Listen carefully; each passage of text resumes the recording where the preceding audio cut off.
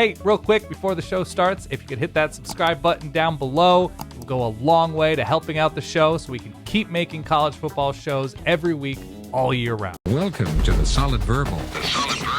And now, Dan and Ty. Dan Rubenstein, it has been many long, cold, boring months of not talking about actual college football, but at long last, my good friend, we have arrived. It is time to start the engines. It is time to start talking about the 2026 college football season. Welcome back. How are you? I'm really good, Ty. I'm really, really good. This is our opening ceremonies, right? It is. This is essentially our welcome to everything. And I have to sort of make an admission here, Ty. I was driving home today, carpooling kids to camp before recording this. And I was like, all right, what would be like a cool, like, punny theme to think about the opening ceremonies, a welcome back, you got welcome to the jungle, there's all the welcome back Cotter for all the really young people references that are looking for something fun. And then I thought to myself, okay, let's steer more into who we are and what is meaningful to us culturally. And I now have to admit that I'm completely useless because I've been writing lyrics to Welcome to the Fleck Parade. I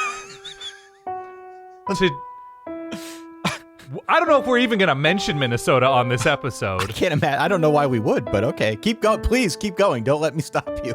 By the way, sidebar, Minnesota people, use that as fuel. Ty saying, I don't know why we would talk about Minnesota football. No, we'll talk about Minnesota, just not on this episode. And it completely derailed my efforts. Just thinking about lyrics to Welcome to the Fleck Parade of like when I rode the boat with. Yeah, and it's just, I apologize to you and to everybody for being so, I went and looked at like fanfare audio tracks and it's just like, I just kept coming back to Welcome to the Fleck Parade. And so I apologize. Well, the expectation is going to be now that you finish before we get done with all of our previews, certainly by the time we get done with the Big Ten previews, the expectations among our Verballerhood is going to be that you have a fully working, I don't want to say like music fully video, produced? but you're going to need something to show your work here. Well, the working title of the band obviously is Thai Chemical Romance. Sure. Beyond that, I don't have much to offer beyond the title and the few opening lines to Welcome to the Fleck Parade. That's it. Well, we are very excited to be recording this episode. I know I speak for you when I say that. For anybody new stopping on by, please hit follow or subscribe. We've got a bunch more preview episodes in the queue. We're excited about it. We're excited to be talking about some actual football and not a lot of the offseason stuff, which we will recap to some degree over the next hour or so. Of course, if you've been here for a while and want to help support the team, verballers.com is where you can go. That's our Patreon that goes directly to Dan and I. It helps us keep the lights on. And if you are ever so inclined, if you got a few minutes to kill, go on out, give us a 5-star rating, write a review. All that stuff goes a long way. Speaking of sounds, Dan, I found this one in the vault. I don't know what it's from, but... In a world this fall... Some people think they're God. In college football... Thought maybe we could get things off to a dramatic start here.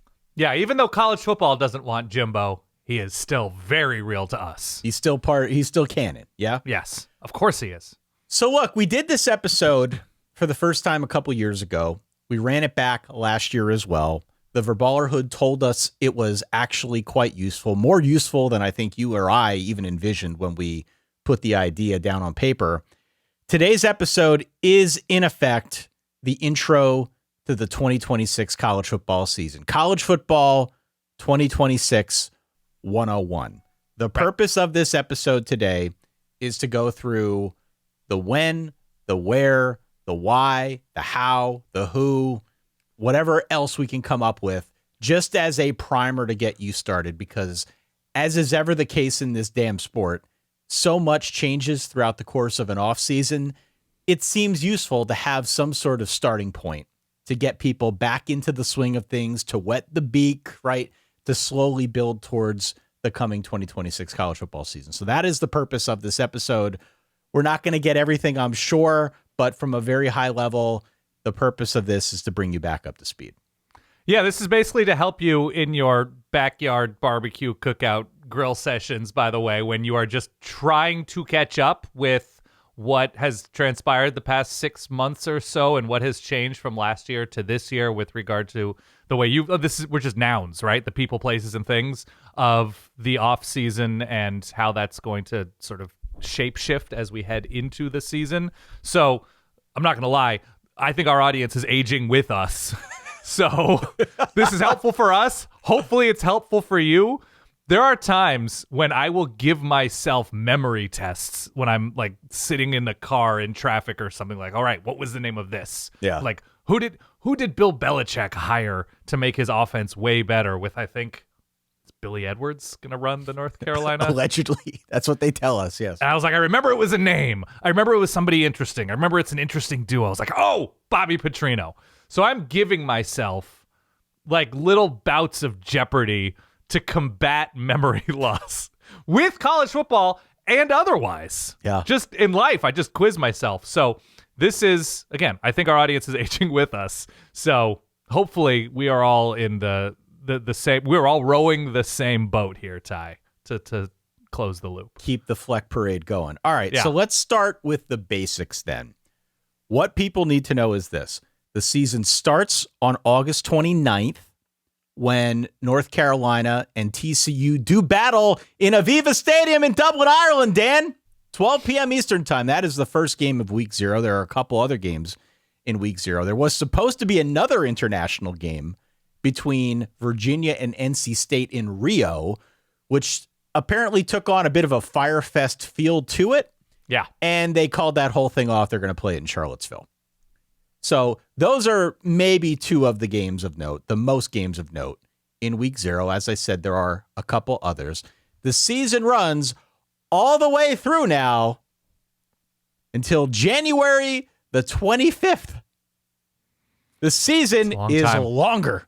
It is longer by at least a week now. The final game is going to be played Allegiant Stadium in Las Vegas, your CFP National Championship game. January the 25th. It is a Monday. So you can count up those months if you want to. But yeah, the season is long. The season is growing. Certainly there will be many storylines that pop up between then and now. But they extended it by a week. Why not? So we're saying the name of this thought exercise is Welcome to the 2026 season, from Aviva, the number 2 Allegiant. From Aviva to Allegiant. Your pun game is lacking a little bit. Maybe those are the tests you should do with yourself in the car. You think that's a lacking? Aviva to Allegiant? 2 Say it again. A-words? It didn't roll off the tongue for me. Welcome to the 2026 season, from Aviva to Allegiant. I don't... You want to do subheader? Solidverbal@gmail.com. Weigh in. It's not high quality. It's not. I thought that was absolutely a Gahulian effort. It's not Duke of Hazzard, Alan Lazard caliber, but it's okay. Approaching there. It wasn't even supposed to be a pun. It's just Aviva to Allegiant. We do have some other notable neutral site games. Yes. While we're on the topic throughout the course of the first couple weeks. Now, of course, we know there are games like the World's Largest Outdoor Cocktail Party, whatever we call it now, between Florida and Georgia. That is played at a neutral site annually. Notre Dame plays Navy, I believe, up in Boston. Like there are plenty throughout the course of the year. Yep. Red River, right? Like the traditional ones that we see often. I haven't so much pulled those out, but just 5 other notable ones. Baylor and Auburn in Atlanta, week 1. Louisville, Ole Miss in Nashville, week 1. Wisconsin versus Notre Dame, Lambeau Field. It's a pretty cool venue in week 1. And then we've also got Virginia Virginia versus West Virginia, in Charlotte, and Arizona State versus Kansas in week 3, also in London, as the Big 12 continues to build its global brand. It's kind of like a John Denver matchup, right? Because there's the argument that Country Roads is about Western Virginia, not West Virginia. You've probably seen the TikTok or whatever platform that went up on by now. I don't think it's officially settled, but it's probably West Virginia. And you're talking neutral ciders, right? Yep. most UCLA games as well have that neutral site feel. Well, maybe not now but under hopefully the that tutelage changes. of Robert Edward Chesney, you know? Bobby Ches. Yeah, I hope it changes. So we got a long season. We got a couple neutral sites. Of course, some of them are maybe more fitting than others, but alas, the season is set to get rolling on August the 29th. Now, yes, you can find that if you go on out to ESPN.com or a number of other websites. This is not news. Maybe it's news to the ears, but here are the notable changes, the things that I think the Verballerhood needs to sink its teeth into and understand as the season gets rolling. Number one, who would have guessed it, but more changes to the college football playoff, Dan. Yeah. I want you to write this down. They're changing it again. Mm-hmm. Here is what they are changing this year. The 4 Power 4 conference champions automatically get in. Check. Also, the highest ranked group of 6 team gets in. Okay. Plus, the other 7 highest ranked at-large teams. That's going to comprise your field of 12. Now, what is different about that? What is different was that last season, it was the 5 highest ranked conference champions who automatically earned the bid regardless of what conference they were in. Right. TL, DR, that's how you get JMU. That's how you got Tulane in the same playoff field. That dumped Duke out because they were not one of the 5 highest ranked conference champions. Yeah.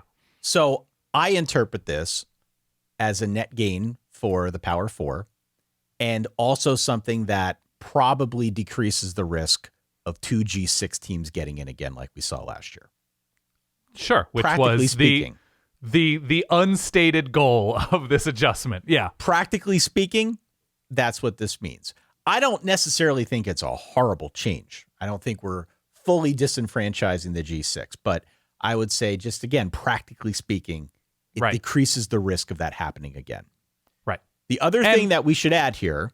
And of course, by the way, we should mention last year's inclusion of both James Madison and Tulane was a crazy confluence of unrepeatable events of Duke losing 5 times and winning the ACC and not making the tournament. But yes, we have to do everything we can all of the time to adjust. Continue. The other thing worth mentioning is that this is going to be the first year, and we saw reporting about this. It sort of flew under the radar amid everything else going on in college football. Notre Dame will receive an automatic bid if they are ranked in the top 12 in the final rankings. Yes. Finally, Notre Dame catches a break. And again, if they get an automatic bid if they finish in the top 12, but they have to officially accept it, right? Which they don't always do. Okay. This is going to be a topic of conversation. I can just tell you right now. Now, I don't know if it's so much going to be a big deal this year because Notre Dame, as we will get into over the course of this episode, figures to be one of the top 5 teams in the country. Yeah. They've got a schedule that should keep them in the top 5 teams in the country. It is a loaded roster. Notre Dame will be very good. I don't think it's going to be a circumstance like we saw a year ago. Things change. I didn't think that would be the case for Penn State last year either. Yeah, it's not automatic. You know, there's a lot of evaluations of Notre Dame's schedule that say that they're going to coast based on not having a ton of obviously formidable opponents. And you're right, it'll be a topic of conversation. I will just remind people, Notre Dame has scheduled some of the best Canadian high schools who are willing to play against the Irish. And all right. You never say never. Continue. We now have 138 teams, Dan. A brand new bombshell is entering the fella. 2 new teams joining this year. As if we didn't have enough last year, let's add 2 more on to the growing list of FBS teams, starting with North Dakota State, man. Yes. I am fired up for North Dakota State to play at the FBS level. They are officially joining the Mountain West. As many who listen to this know, North Dakota State has been an absolute FCS powerhouse. They have 10 FCS national championships in the last 15 years, which is pretty good by my count. we do know that at least over the last decade or so, North Dakota State has acquitted itself quite well when they play FBS teams. They have played 3 power conference FBS teams over the last decade. They beat Iowa, if you want to go back 10 years, back in 2016 by a 23-21 score. Yep. In 2022, 4 years ago, they lost to Arizona by a 31-28 score.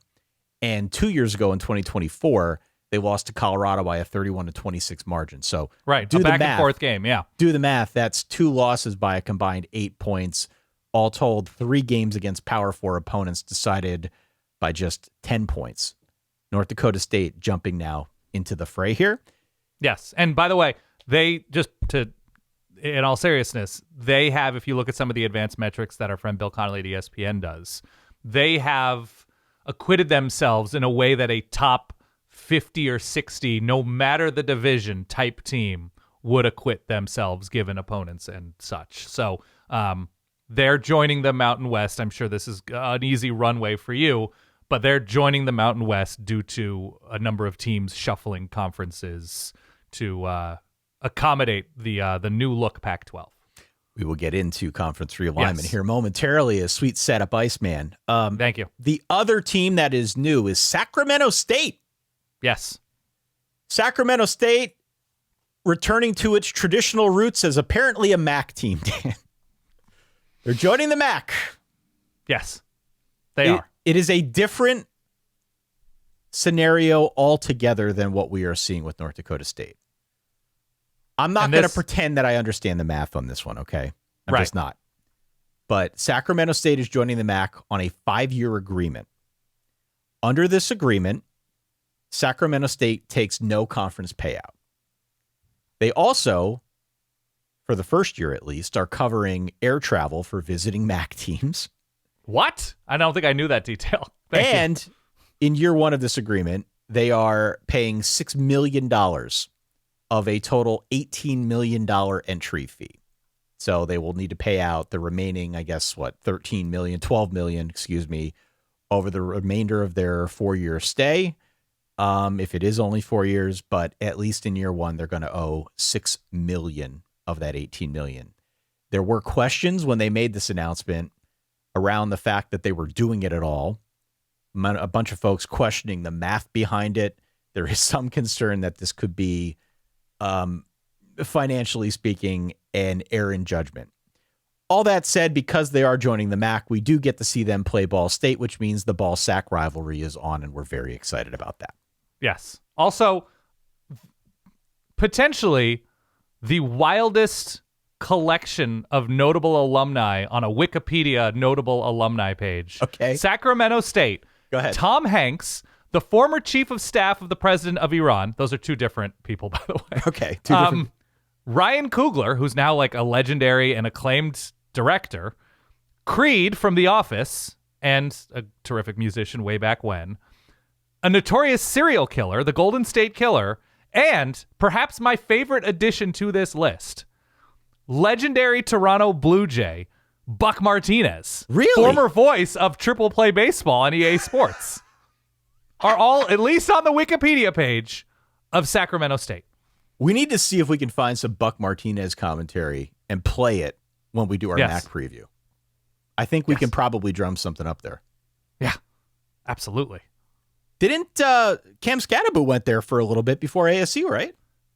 I don't think he measures up to any of those names, but no, of course, yes. I'm not saying he's an alum, but he was there for a moment in time, yeah? Right. Well, I don't know if any of those people actually graduated, but yes. I'm pretty sure he transferred from Sacramento State. I think you got that right. The Hornets, I believe? Sacramento State Hornets. So we get Sac State UMass, if not this year, some year. So there's that. You mentioned conference realignment. Yes. The Pac-12 is back. Back like it never left. They're calling it the Pac-12, but it's only got 8 teams, continuing the long tradition in college football of naming a conference with a number, despite the fact that the conference itself does not have that number of teams. Correct. And also, it's back like it definitely did leave. The manner in which it is back is like, oh, it left. Okay, continue. 8 teams, all of which end with the state suffix. which is a fact that I'm sure will amuse almost nobody other than me. But we've got Right. Boise State, Colorado State, Fresno State, Oregon State, San Diego State, Texas State, Utah State, and Washington State, Dan. 8 teams. Yep. The games are going to be broadcast across CBS, USA, and the C-Dub back in Great. the game. So, by virtue of Texas State leaving to join the Pac-12, the Sun Belt needed another team. They went out, they poached Louisiana Tech from Conference USA. So now the Sun Belt is 14 teams, even number. I think that does it for conference realignment. But for sure, conference realignment seems to be a thing we talk about every year, whether we like it or not, whether it makes Right. sense in the current landscape of college football. I can assure you it won't be long before people are talking online about conference realignment. What happens in the year of our Lord 2024?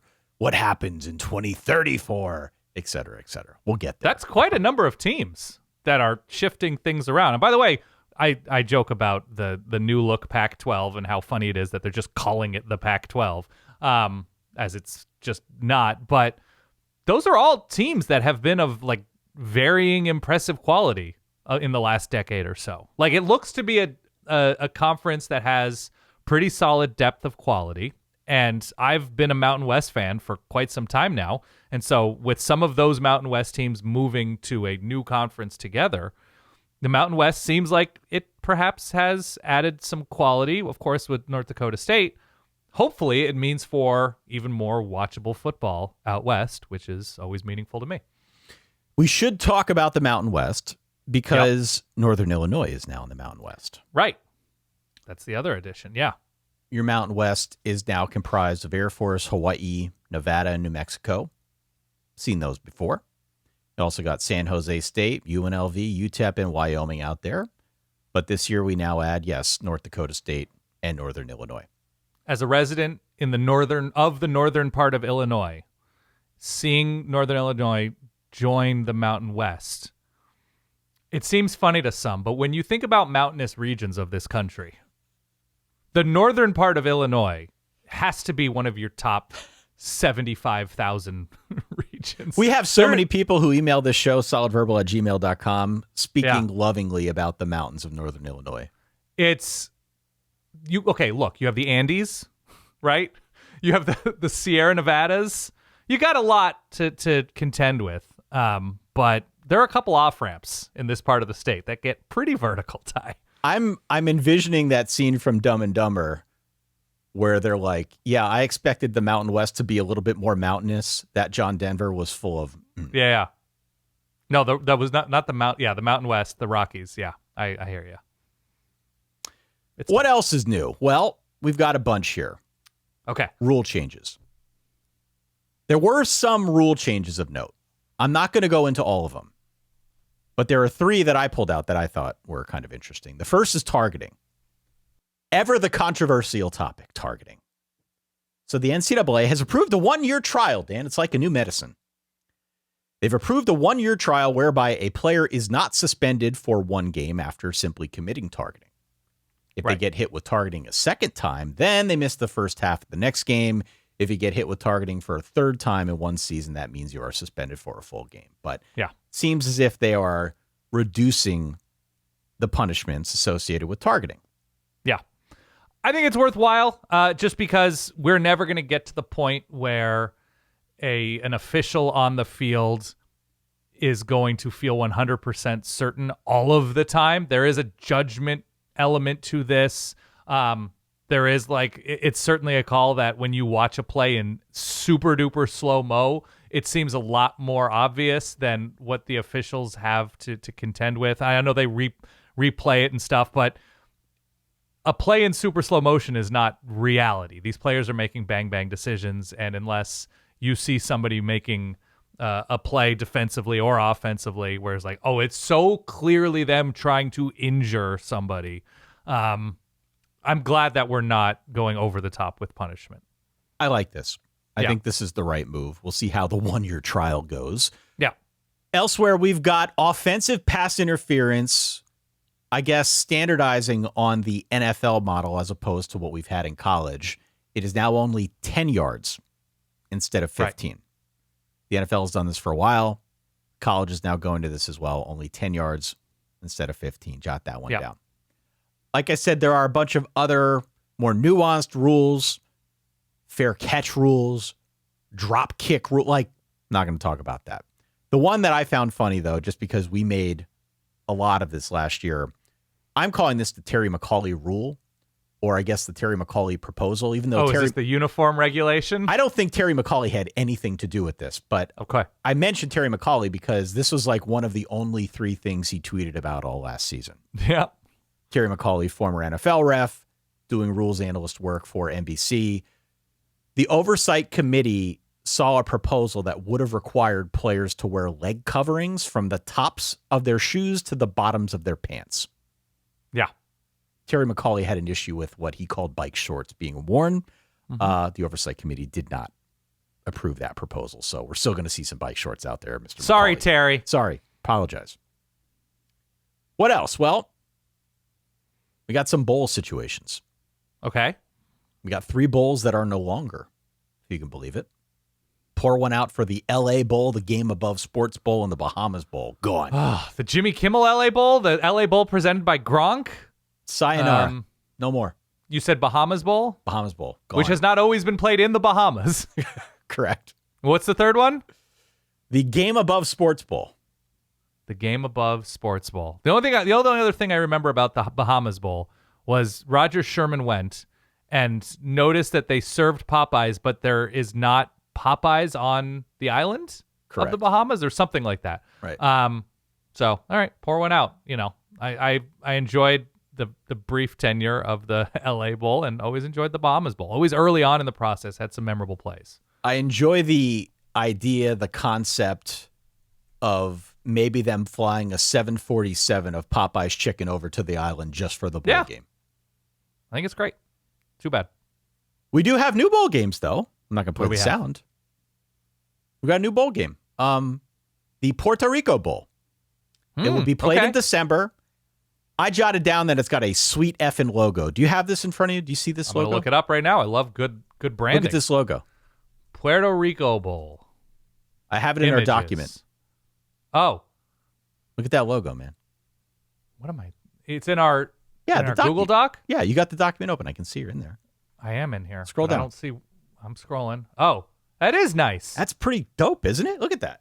That is nice. We've got a palm tree in there, and we've got some kind of horned skull situation for the O in Puerto. Like a little El Dia de los Muertos going on there. There is something. Yeah. And it's got the Puerto Rican flag painted into it. Yeah. Beautiful. Great. We've also got a new/old bowl game in that the Poinsettia Bowl is coming back. It's back, baby. Been 10 years without the Poinsettia Bowl. They're playing it. Is the San Diego County Credit Union involved, or have they washed their hands? I don't know. I don't know what the status is of the San Diego County Credit Union right now. I have basically one memory of the Poinsettia Bowl.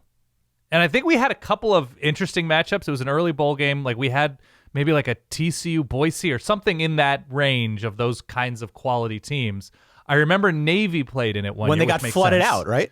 Flooded Poinsettia Bowl. With Navy.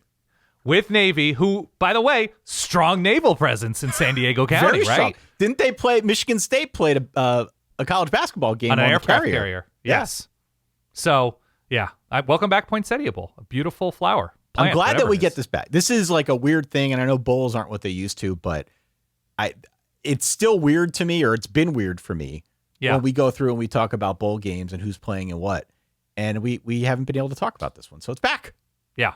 I mean, going down to that stadium was always very fun for me from Southern California, the LA area, just because it would be like a dilapidated Chargers, old Padres stadium. You're like, all right, let's go see Oklahoma State, Oregon. Let's see what happens. Yeah, see where great. it goes. Speaking of stadiums, another setup, Dan, man. We're already in midseason form here. Okay. We do have a new stadium situation this year in college football. Ryan Stadium within walking distance of you. So is it Ryan Stadium or Ryan Field? What are they calling it? I think it's just Ryan Field. Well, I jotted down Ryan Stadium. You know what I mean. Northwestern's got a new Ryan Field that's opening on Friday, October the 2nd against my beloved Penn State Nittany Lions. I think I might try to come out for that one, though we haven't drawn up official plans yet. Yeah. It's a long walk, to be clear. I'm not in the shadow of Ryan Field. You live in the concourse. It's bikeable. Yeah. It looks beautiful. I walk by it all the time when I'm around there. There's a good bakery around there, so I find myself on Central Street a good amount of time. If it does open as planned in early October, because I think originally they wanted it open for the start of the season. Yep. So it's never great when you're like, well, what about early October? It's a Friday night game against Penn State, so you have, a big name opponent, big fan base coming in. It looks terrific. I think it only seats about 35,000. Yeah, it's smaller. It's a little bit smaller. Sightlines look great. I think they're going to have great concessions, and it looks like it's going to be excellent. So I hope it all works out for the Cats. Yeah, I'm excited. I'm excited they're opening back up. I'm going to miss the old portable stadium, though. That was kind of fun. That was fun. The sheer logistics of that were pretty crazy. I went to 2 games there. You and I went and saw Duke play future ACC champion Duke. In the driving wind and rain off Lake Michigan. Yeah, and I went with our friend Jeff to the Oregon game last season, a game in which I learned the Oregon team changed on the nearby indoor tennis courts as their locker room. So a different experience. Yeah. This is also supposedly the final year of South Florida, USF, playing at Raymond James Stadium in Tampa because they're also building their own stadium. I think they've had some delays with that, but at least at time of recording, it seems like they're on track to jump on over to their own thing starting in 2027. So we'll keep tabs on that, but when we do this episode a year from now, we might have another new stadium to discuss. Yeah. Looks pretty cool. I don't know. Can't wait. Let's get into the people, the who. The who. There's a lot of who going on here. I counted 29 new head coaches. Did you not license any of the music from the band The Who for this specific segment? We don't have that in our budget? We do not have that in the budget, no. All right. Damn.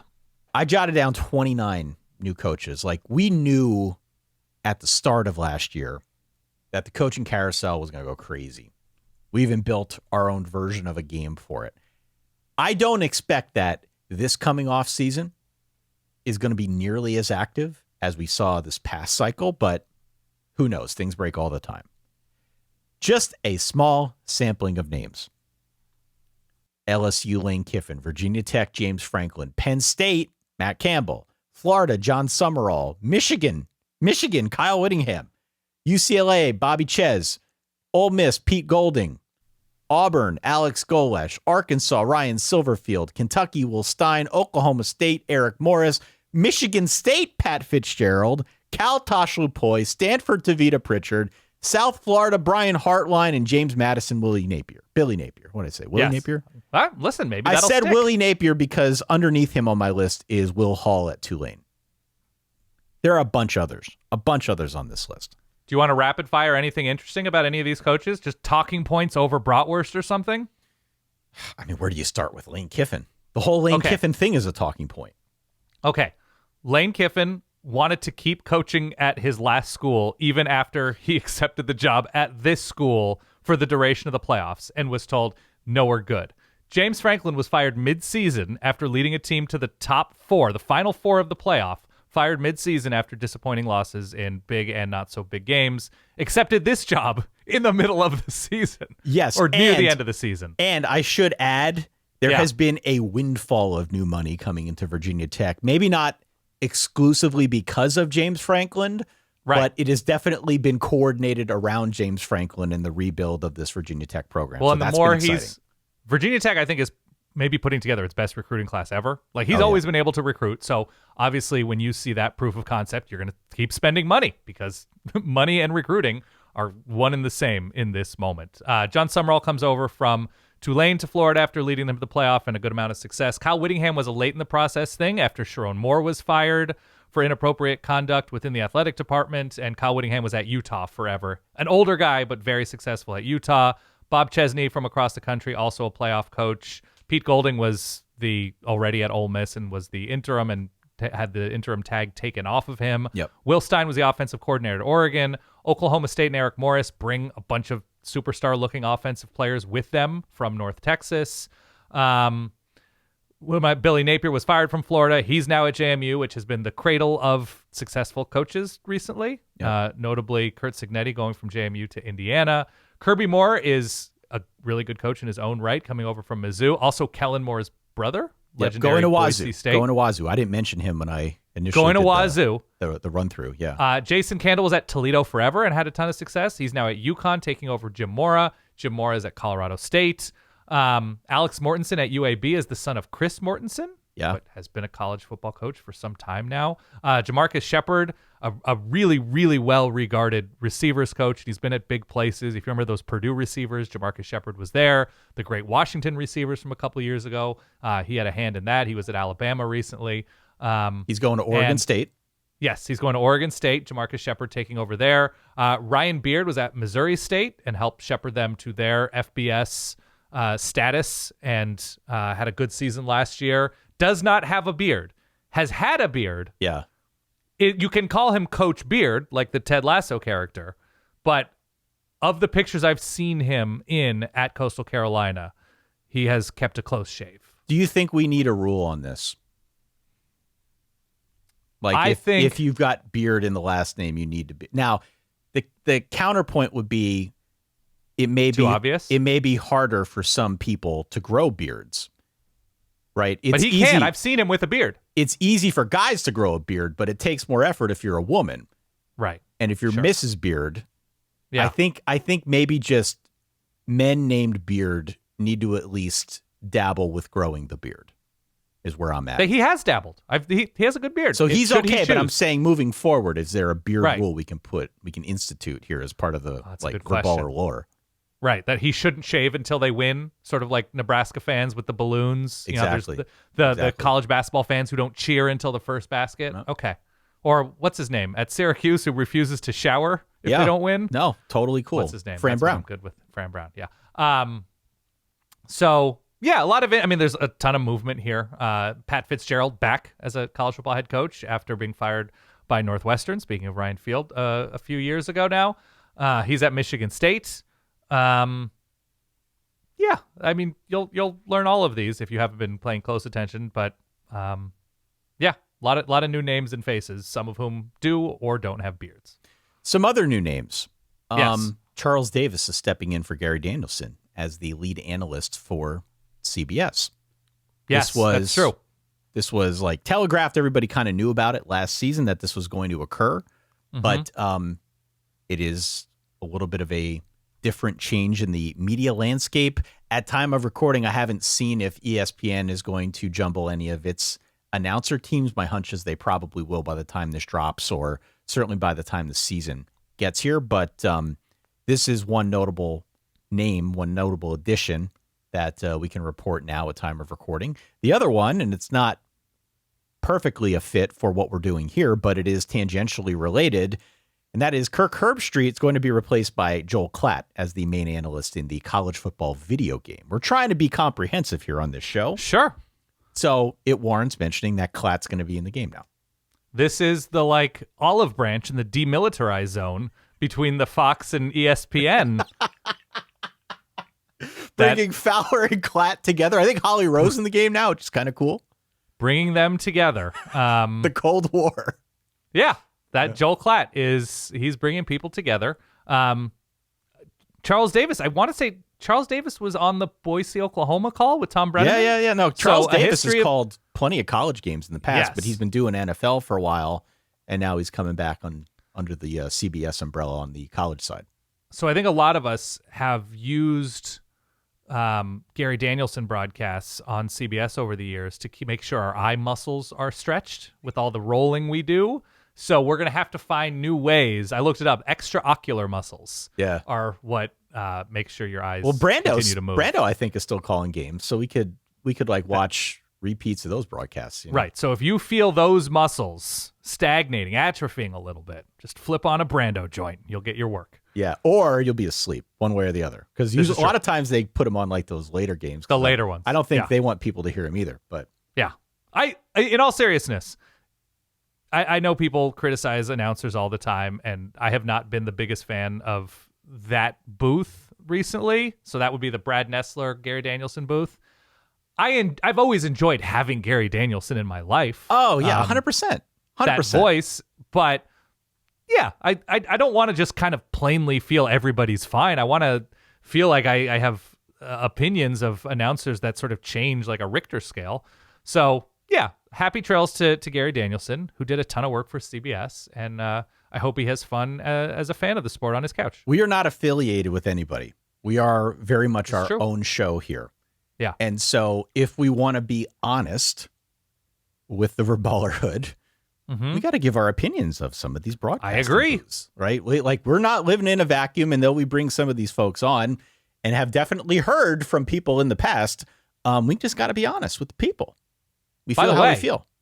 Speaking of announcing changes, I know you didn't omit this name because I'm not sure we should fully omit this name, but Jason Benetti is not at Fox anymore. Correct. Right? He's calling baseball at NBC, and I think we'll dabble in other sports. So I haven't seen anything official with how it relates to, maybe doing like Netflix or whatever NFL stuff for NBC and, other networks that are not TV networks in that same way. But hopefully we have some Benetti in our life moving forward with NBC's college football deal. Love Benetti. Good dude. Great dude. So he was with Brock Heward a couple years ago, and I thought they were a very, very good booth. Yeah. He was with RG3 last year, and I'm always going to like Benetti, and the best of RG3 is fun. So, yeah, I think college football announcing gets worse without weekly Benetti. All right. Let's talk transfers. Please. Where do we want to start with transfers? So, full disclosure, we're working off a shared Google Doc right here. Mm-hmm. And I went through all of the transfer portal listings, and I went to 24/7 for this. The way that they set up the top transfers for each position was they gave you like a preview, like the top 12, let's say. And then you could click on the button that says view more. And you view more, and then you get like 12 more. And you click view more, and you get 12 more. I kept going with quarterbacks. I was like, man, where do I cut this off? I'm interested in all of these names. But my hunch is that the Verballerhood probably has a cutoff, especially for a 101 episode.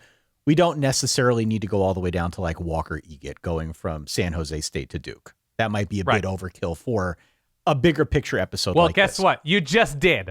I just did anyway. I'm sorry, right? You want to talk some Cutter Boley? I don't know if that rises to the 101 level here that we're going for. But alas, I've got a long list of candidates on this thing at quarterback, running back, wide receiver. I didn't do tight. Probably should have done tight end, but a bunch of defensive linemen, linebackers, defensive backs, you name it. I didn't do offensive linemen. Jordan Seaton's the big name there, but alas, where do we start here? Where do we want to start? I guess with quarterbacks, right? Yeah, quarterback was interesting this year. Obviously, there's a number of notable names. Sam Leavitt is the final quarterback that LSU was able. They tripped a couple different quarterbacks, but Sam Leavitt, who is a playoff quarterback coming off of a pretty significant foot injury for ASU, obviously took them to the playoff a couple years ago. He is going to be Lane Kiffin's presumed starting quarterback pending health recovery. So he'll be at LSU. Basically, like, look, if you root for or know of teams who have been to the playoff, have playoff aspirations, or are spending like they'd like to be a playoff team, they likely landed what they hope is a game-changing offensive weapon, quarterback, running back, receiver. So like ASU, Miami has Duke's quarterback, and that was a sort of contractual dispute near the end of the process, as Miami very much in the market for a quarterback who is of playoff caliber because around him is a lot on both sides of the ball, roster-wise, to once again go to the college football playoff. We mentioned the North Texas situation with Eric Morris going from North Texas to Oklahoma State. Drew Mestemaker was very much in demand as a huge breakthrough quarterback last season, throwing for a ton, helped to develop receivers and the running game around him. A lot of that is going to Oklahoma State, who is, investing in its program in a way that they haven't necessarily these past few years. Dylan Raiola was a big 5-star name for Nebraska. He's going to be Oregon's backup quarterback. Yeah, this was a really interesting one, right? So the Leavitt move we saw coming. Obviously, the Mestemaker thing makes a ton of sense. He's following his coach. The Darian Mensah thing, you mentioned it briefly, but Duke to Miami, there were some contractual hiccups, let's say, with regard to that. But the Raiola move, the Raiola transfer, I think caught a lot of people by surprise. When he announced intentions to go into the transfer portal, there were a lot of potential suitors out there that were mentioned, but him ultimately going to Oregon, kind of following the Dante Moore model before him. Sitting a year, yeah. Yeah, how Dante Moore went to Oregon, transferred up, sat for a year behind Dylan Gabriel, and now here we got another Dylan going to Oregon who's going to sit behind Dante Moore for a year. So listen, in a year, in a day and age in college football where having any kind of quarterback depth is very much at a premium because no one has it. Right. Oregon now has a bit of a war chest at the quarterback position. God forbid something happens to Dante. They can go to Dylan Raiola, who's coming off injury, but also has a ton of game experience. Yes. He played in the spring. He looks like he's healed. Fernando Mendoza is being replaced by Josh Hoover, who put up a number of big stats at TCU in a very pass-happy offense. There was a little back and forth about his turnovers, but certainly when you see what Indiana's done with regard to quarterback development, Josh Hoover is expected to have a big season for the defending national champions. DJ Lagway, former 5-star, was a big deal for Billy Napier at Florida when he was able to secure that commitment. He's now headed back to his home state and will play for Baylor. Rocco Becht follows the coaching staff and a number of Iowa State players going from Iowa State, Matt Campbell, to Penn State. Yep. And so he's expected to take that next step, whatever that is for him. Byron Brown does the same thing with Alex Golesh, moving from USF to Auburn. Grunk is following Grunk. Yeah, I can call him Grunk. Ethan Grunkmeyer. Sure. James Franklin to Virginia Tech from Penn State. Yep. There's some like backup situations and other names that will be starters that are not household names at the moment.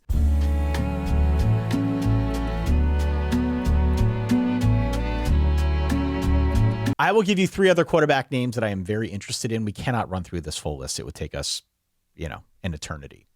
But 3 names that are very interested in seeing how they perform at their new locations, in addition to the ones you already mentioned. Austin Simmons has already been named the starting quarterback at Mizzou. He comes over from Ole Miss. Obviously, Trinidad Chambliss is still at Ole Miss. Right. But Trinidad Chambliss, his success meant that Austin Simmons needed to go somewhere else if he wanted to play. Missouri is going to be that place. Curious to see how he translates. Also sued for eligibility in the offseason. Yes. Trinidad because Chambliss. he was a D2 transfer dealing with injuries at his previous place that cost him time playing. And so he sued and was able to get an injunction to continue playing for Ole Miss and Pete Golding. Right. Trinidad Chambliss. Trinidad Chambliss, that is, not Austin Simmons. The other name here for me is Aaron Philo. I don't know if Aaron Philo at time of recording is going to be QB1 at Florida. But Aaron Philo follows from Georgia Tech, Buster Faulkner, the offensive coordinator, who is going to be coordinating things under the new regime at Florida. Curious to see if Philo gets on the field and what that could mean. I happen to like Florida more than seemingly most people. We'll get to that when we talk about our SEC preview stuff, okay? Yes. And the final name on my list, maybe a little bit of home cooking here, but Kenny Minchey. Kenny Minchey, as no surprise to anyone, wanted to get some playing time. Initially committed to Nebraska. Shortly thereafter decided he wanted to follow Will Stein. Do you want to mention who Kenny Minchey is? Because he's a quarterback who has never thrown a meaningful college football pass. I am getting there. The reason I say home cooking, Kenny Minchey was the guy who lost out to C.J. Carr at Notre Dame. True, yes. And if you listen to some of the beat writers and read some of the beat reports in advance of the 25 season, there were a lot of folks who believed that Kenny Minchey actually beat C.J. Carr out. Right. C.J. Carr worked out pretty well, I think. Mm-hmm. Notre Dame feels pretty good about that decision. C.J. Carr is going to be the guy. C.J. Carr is one of the top 5 candidates for the Heisman going into the new year. Yes. But Kenny Minchey now gets an opportunity to start full-time in the SEC for Will Stein in a system that's been very good for quarterbacks. So we'll see what he can do at Kentucky. Yeah, absolutely. Yeah, this is going to be an annual tradition, the number of quarterbacks moving around the country in search of opportunity or a better opportunity. Texas went big with offensive skill in the portal. Again, I'm just sort of echoing myself at the beginning of this segment. If you root for a team, if you're familiar with teams who have championship aspirations, they are probably spending big in the portal to to improve certain gaps on their roster. And yeah, when you look around, none of this is a surprise. All of the names: Ohio State, Oregon, Georgia, Texas A&M, Oklahoma, they all spent. So that's the sort of reality in the sport. The really big names, okay? And I will not do position by position because all of the team and conference previews are to come. Yes. We will unpack these once we get down onto the team level.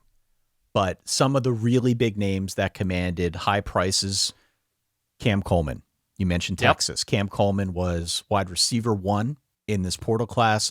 Cam Coleman comes over to Texas seemingly to give Arch Manning the target that he needs out wide. That is certainly going to be a name that we're going to need to follow. I mentioned him on one of our offseason shows. I really like Omarion Miller, the wide receiver who goes to Arizona State from Colorado. Obviously, it's not going to be a situation where Arch Manning is throwing to him. We can get into Arizona State and its quarterback battle once we get to Arizona State.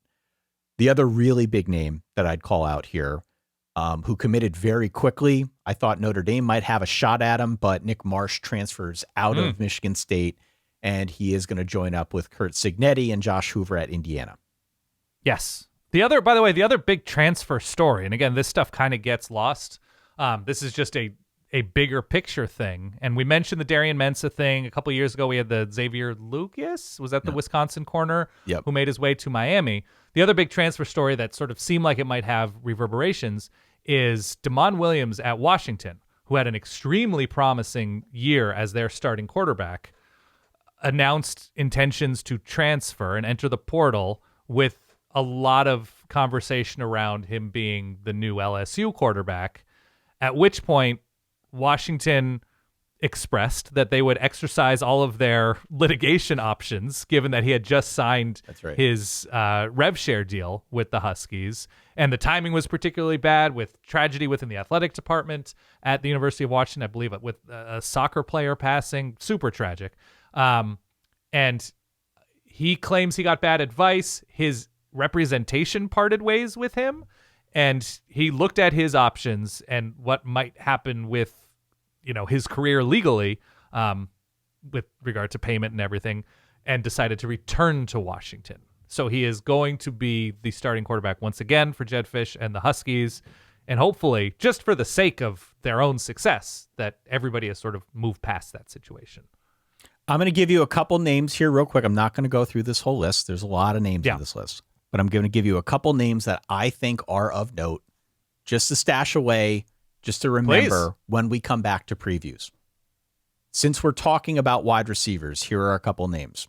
We already mentioned a few. Eric Singleton Jr. back on the move, going to Florida from Auburn. Remember, he was a big transfer from Georgia Tech to Auburn. Now he is going to Florida to give them another weapon out wide. I actually really like their roster. I think they've got a pretty good roster on offense. Provided it hits at a quarterback, I think Florida could be a fun experiment. So Eric Singleton Jr. back on the move. I think he is a name of note. Cooper Barkett is a name going from Duke to Miami. He is following Darian Mensah. Gives Miami another. Harvard to Duke to Miami. A smart guy. Well, and has a quarterback literally named Mensah. I know. Pretty good. This is not bad at all. Yeah. Not bad at all. Another name here that I think is notable. I like the J.J. Buchanan transfer from Utah to Michigan. Follows Kyle Whittingham. He's a guy they're going to use in a bunch of different ways. Get used to that name. At running back, Justice Haynes going to Georgia Tech, which means we still have something of a Haynes your way backfield, though not a double Haynes situation like last year. Transferring in from Michigan before that at Bama. Correct. Memory serves, yeah. You mentioned the coup of Eric Morris bringing Drew Mestemaker with him to Oklahoma State. He is also bringing his running back, Caleb Hawkins, who is a truck, with him from North Texas, in addition to Wyatt Young, their wide receiver. So you got the full three-headed monster coming to Oklahoma State. I'm also excited about Oklahoma State. That's why I bring them up.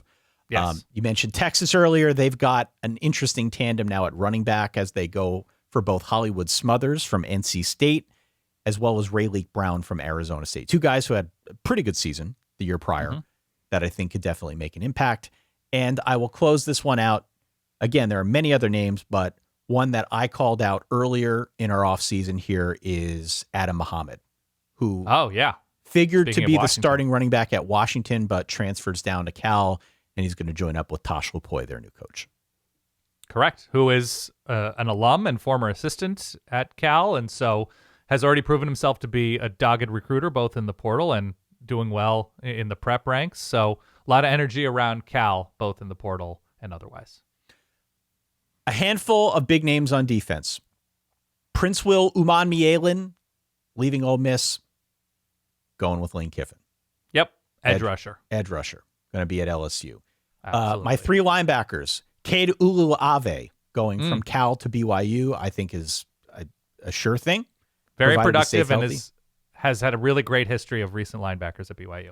Austin Romaine, I won't make the lettuce joke on this show. Maybe on one when we talk about Texas Tech, but a very productive linebacker sliding down to Texas Tech from K-State, maybe to fill that role left by J-Rod.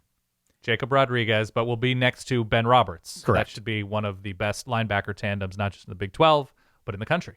And my guy Caleb Bacon, leaving Iowa State, going with Matt Campbell, going to be playing linebacker at Penn State, a really, really good linebacker room at Penn State this year. Yes. And to close things out on the transfer side, again, I cannot list all of these names, but Coy Parrish, big name from Minnesota, going to Oregon, a safety. Yes, very athletic, played a little offense last year for Minnesota, will be, I think, a center field type for Oregon. He won't occupy the Dylan Thieneman type all over the field in the box kind of role, but should be a nice addition for what looks like a pretty stacked secondary. At the risk of listing off too many names and maybe putting those dreary eyes to sleep, Yeah. let's shift gears a little bit and let's close this out by talking about some of the bigger storylines, broadly speaking, that we are following throughout the course now of this 2026 season. I can tell you one off the top of my head. I did have this jotted down as something that is changing, but I also think it's worth noting as a storyline. It took us now close to an hour to get into the SEC and the ACC moving to 9 conference games. Mm-hmm. Now, could have mentioned it earlier, had it mentioned in the earlier block. Saved it for now because this is very much a storyline people are going to be talking about. So the Ties SEC... into, you're always talking about edging. What is that exactly? Settle. Just waiting for the good stuff. Continue. The SEC is going to a 9-game slate this year. Every team in the SEC has to play every other SEC team once every 2 years, and every opponent home and away over 4 years. So they're setting this up. 16 teams now in the conference. Everyone's got to play everyone, and there's got to be a better rotation for home and away. Right. 9 conference games makes that a little bit more doable with regard to, how they schedule. It was harder under 8. Now it's easier under 9. Did you see there was I don't know if it was a tweet or whatever. So there was a social media post that said, because the World Cup is happening right now, I guess Argentina's in Texas somewhere, that they played a friendly at Kyle Field and that Messi was able to play at Texas A&M before Georgia. That's right. Which That's I right. enjoyed very much. The reason that this is more of a storyline than it is in the change section of this 101 episode, it's because some SEC coaches claim that they feel misled over the move. They thought maybe it would be paired with further playoff expansion because, we've joked all offseason about the gauntlet of the SEC. In addition to those 9 conference games, SEC teams are still required to schedule at least one additional quote-unquote high-quality non-conference opponent from one of the other power conferences or Notre Dame each season. So it's a tough slate. Look, we make the jokes. It's a tough conference, yeah? It's a really tough conference. Definitely. To Without a make doubt. your way through. So I understand the perspective of coaches if they feel a bit jilted over this because it's going to be a slog. It's going to be tough to get through an SEC schedule. What's it going to be, Ty? Say it. Say it. It's a gauntlet. We should have a sound at this point. We got to make a gauntlet. Gauntlet. We got to cook one up in time for our SEC preview. And if people want to send their own version of it in, solidverbal@gmail.com. Yeah, absolutely. The ACC is also doing this. It's not as much of a talking point as it is on the SEC side, just because it took them forever to get there. But The ACC moving to 9 conference games in 2026. Not everybody's going to be playing 9 conference games right away, and that is mainly because they want to accommodate some of the non-con games that were already on the books. Right. But they'll eventually all get there. It's just it might take a season or two before they can sort of work through the old scheduling stuff. And it'll give us more data points for the ACC, who had tiebreaker issues last season. Yes. So hopefully I think the ACC is going to update what their tiebreakers look like to make the conference championship game, because it needs to be updated. But yeah, with additional games, we will have more data points to have a more accurate tiebreaker, hopefully. And I would say more broadly, as we talk about this 9-game thing, and the coaches in the SEC may be feeling like there was some miscommunication or misunderstanding. There is an ongoing negotiation that everybody knows about between the Big Ten and the SEC over the future of the college football playoff, right? Will they expand? Will they not expand? The SEC seems to be more in the camp of going to 16. The Big Ten and Tony Petitti want to go all the way up to 24. We may have resolution to that by the end of this year, or it could just stay the same again, right, going into the 27 season.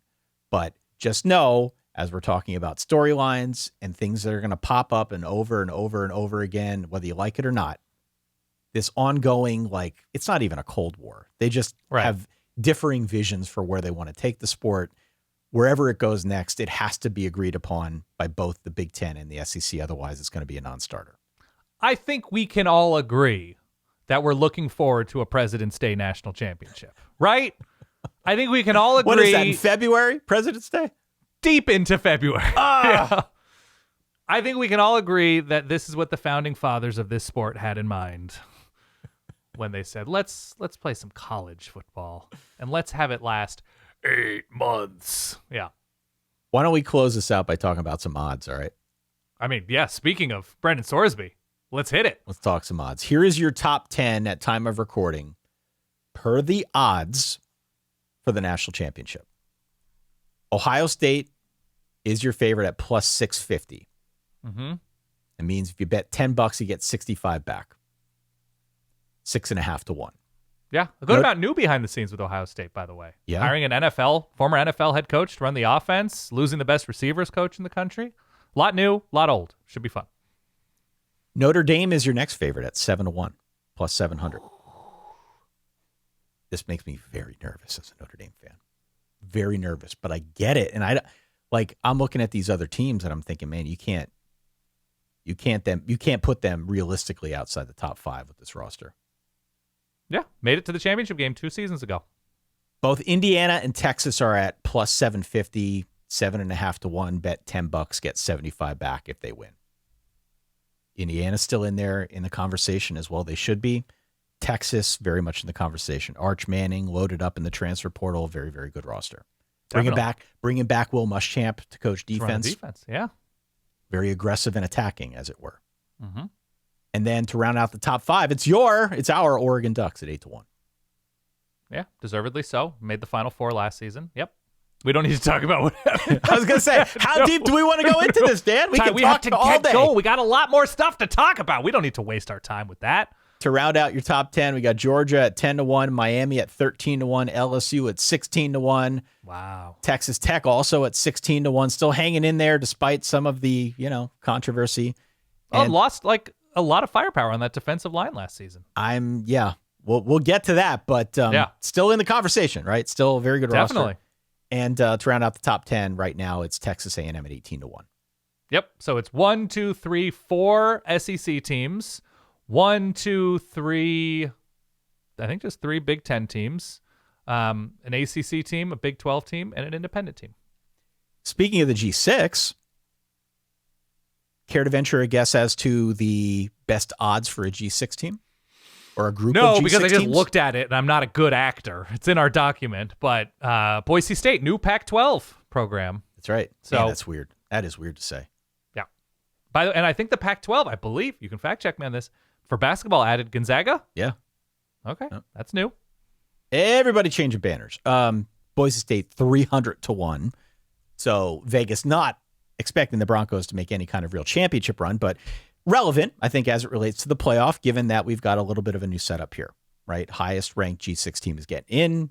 Right now, the odds-on favorite for that is the Boise State Broncos. Yes. UNLV and USF are at 500 to 1.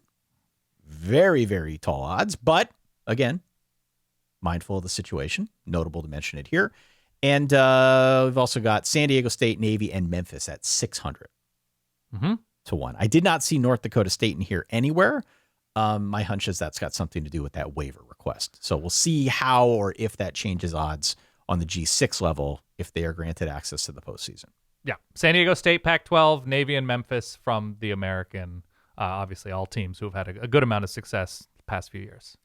I also jotted down for each power conference the odds of winning. That specific conference. That conference, yeah. You want to run through those quick? I did about like 5 or 6 for each conference. All right, I'll just go through the odds-on favorites to make that conference championship game, if that makes sense. Yeah, that makes a lot of sense. So Miami and SMU are the two favorites in the ACC, with Louisville just trailing SMU. In the Big 12, it's a repeat of Texas BYU with Texas Utah. Texas Tech BYU in the Big 12 with Utah nipping at BYU's heels in the Holy War situation.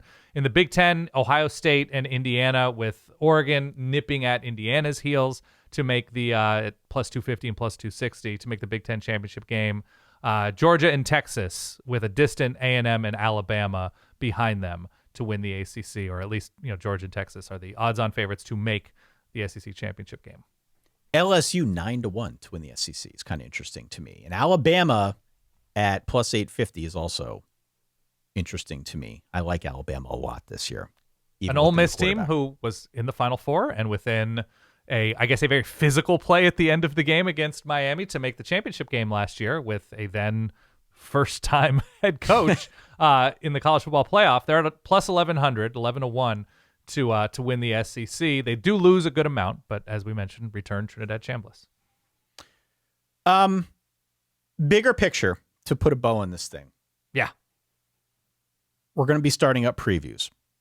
The way that we have shaped our previews over the last couple of years is we do a show for half of the G6 in part 1, the other half of the G6 in part 2. The power conferences get one episode that is sort of a bigger picture overview. Conference themes, right? Tiers. Yeah. How we're feeling about just broader talking points within each conference. And then we've got an additional 2 episodes where we split it down the middle. We talk about half the teams in one, the other half in the other. That's more team preview based. So we really go pretty deep. We do our best to give you the talking points that you need, and also the storylines that we think are going to emerge within each conference. But bigger picture, looking at the sport as a whole, the common themes that I have found in our studies here. We're not going to hit them all, but what are the themes that are of interest to you as we record this, as we put this out there in, July, middle of summer? The main theme, and I said this to you in a conversation a couple weeks ago, is if the sport is now defined by teams always trying to improve themselves, right? By either buying out a head coach or hitting the portal hard or hiring a new coach and bringing in, 68 new athletes for the team. I think the concept of building upon that construction aspect, we'll bring it full circle and welcome everybody back to the Fleck parade. How is Minnesota trying to build upon, Drake Lindsey's first season? How is Maryland trying to build on a season that started well, but obviously collapsed into itself like an exploding star in the back 2/3 of the season? Right. How is Cal trying to construct itself to return to the best of the Jeff Tedford or Sonny Dykes or Justin Wilcox eras? I think the idea of how are you building upon what you did last year? Maybe it's the full gut renovation, or maybe it's just, okay, we got some spackle here. We've got, a leaky pipe there. What are teams doing to build upon 2025 to take whatever they feel like the next step or steps are? That's what jumps out to me. Because also, Ty, full transparency. I apologize for cutting you off. No. I pitched you pretty hard on just taking recordings from previous preview years. Yeah. Like, just nobody's going to notice if we're talking way too much about Sam Ehlinger. And just take the summer off, right? We post a Maryland preview with, give me an old Maryland, like Danny O'Neal. Was he an old Maryland quarterback in the solid verbal era? You could talk about Retzel. Yeah. Randy Edsel, if you want to play sexier than Edsel. Talk about again. Randy Edsel. Yep. We do an Illinois preview, and we're just like, Juice Williams is going to change people's minds this season. And we just Frankenstein's monster the whole preview out of that. And you and I go to Portugal or something. I don't know, but you turned me down. I did turn that down. Yeah. Look, for me, I think the theme that I have most been like transfixed by as I read about these teams is the star tier that we are going to see emerge at quarterback. Oh, okay. So much of the sport now, and it doesn't matter if it's college or pro, but everything's driven by the quarterback position. The portal is driven by the quarterback position, right? There's no shortage of imagination around who is playing quarterback for whom and what that could mean. And I think the confluence of events with there being this really big tier of star quarterbacks, with there being crazy star potential elsewhere in college football, means that this season, maybe more than most, is going to be shaded by like the 2027 NFL draft. Right? Agree. The NFL draft, the one that is coming up in 27 in May or whenever they do it now, it is going to be so chock full of bona fide elite caliber talent from college that there is simply going to be no avoiding it. And so not just how these guys do performing for their college team, but the constant need to translate what it could mean at the next level is very much going to be a storyline that will not go away and will be unavoidable. And I'm talking about the likes of Arch Manning, of Dante Moore, of CJ Carr, who could go pro, of Julian Sain, who could go pro, of Trinidad Chambliss, who could probably play for 7 more years if he keeps suing. I don't know what the deal is there. But Darian Mensah, Jada Mayava, Sam Levitt, even Gunnar Stockton, Josh Hoover, right? I got 8 guys in before I got to Josh Hoover, who's going to be taking over for the reigning national champion, Indiana Hoosiers. So this just underscores the point that there is a lot of talent at that quarterback position spread out across the entire sport.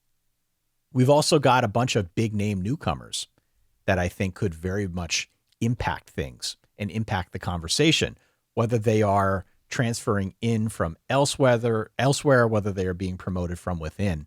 But, I look at guys like Drew Mestamaker. I look at guys like DJ Lagway. I look at a guy like a Rocco Becht, a Byron Brown. These are names that could have a really serious impact on their new schools. And they're playing for teams that we may not have fully factored in yet to the national conversation. Right. So for my money, I am very excited about where this thing goes just on the quarterback level. I think this year, above many of the others that we have seen in recent memory, has a very real opportunity to be shaded drastically by the quarterback position. And that makes the whole product very exciting. So I'm pumped. And part of this is, to your point, NIL driven, that you can come back another year if you're Dante Moore or Lenora Sellers or Arch Manning and develop and improve your draft stock and improve your ability to play the position. And hopefully that benefits all of us, that we have more seasoned quarterbacks to watch from Labor Day onward. So, that you can make a good chunk of money, not NFL money. No. Not for the number of years. No. But that you are afforded the ability to improve while being paid significantly. It's good for us. The other storyline that I would call out here, and I'm not going to read the list of these guys out, okay? But know that as we get deeper into preview season, one of the common themes is going to be new coordinators, specifically defensive coordinators. Defensive coordinators this year, I think, have a very real possibility of shaping the way that we view the sport. And this is always the case, right? Defense wins championships. We say that more, I find, as we get older, okay? It's not any less true than it was back in the day whenever they invented the saying. But let me just say it right here, right now, that the crop of new defensive coordinators that are going to be part of the sport in 2026, I think are going to have an outsized impact on how all this shakes out.